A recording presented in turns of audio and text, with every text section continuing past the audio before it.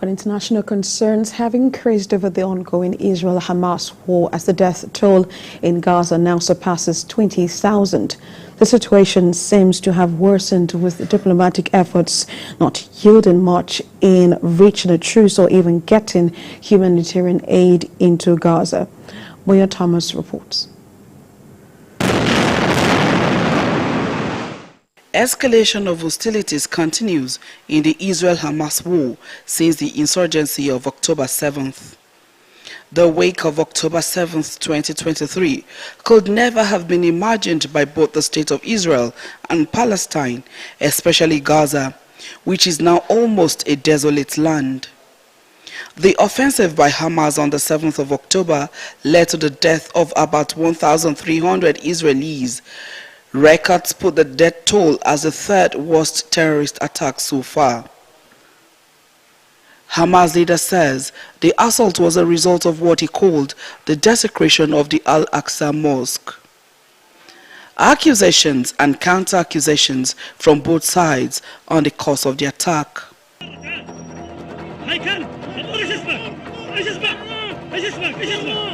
But it is certainly not unrelated to the long-standing political and territorial dispute between the two states. This is shocking if you did not know that since 1967 till today, more than 750,000 Palestinians was jailed in the Israeli prisons. It is very shocking that no one is knowing that since the October 7 till today, more than 2,600 Palestinians was arrested from West Bank since today, before October 7th, more than 5,500 Palestinians was in the serving in the Israeli jail. Israel sees the provocation by Hamas as a terrorist attack to the magnitude of US 9/11 and consequently declared a war to end Hamas. We are going to wage a war against Hamas now. And I want to be very clear. War is a dirty game. And war is a terrible thing. But sometimes it's necessary. This is one of those cases where it's necessary, where it's justified.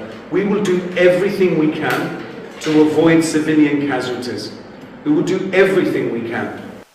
Beyond the trade of words, the death of civilians, especially women and children, has raised wide condemnation on Israel's strategy of fighting Hamas.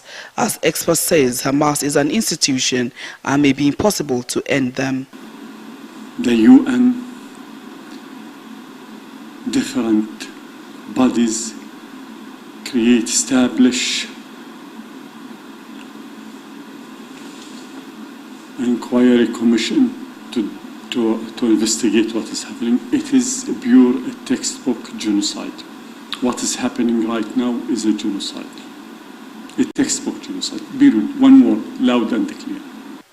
About 2 million people are already displaced with inadequate shelter and sanitation options. Hospitals are almost non-functional in Gaza, leaving the wounded to not just fate, but untold pain and suffering. Israel mourns lives lost and many kidnapped. Gaza struggling under the ruins and rubble of not just collapsed buildings, but the weight of hunger, poverty, pains, diseases, sicknesses, lack of schools, hospitals, hygiene and sanitation. The humanitarian crisis caused by the war has stirred reaction from the global community as efforts to broker a ceasefire has not been successful.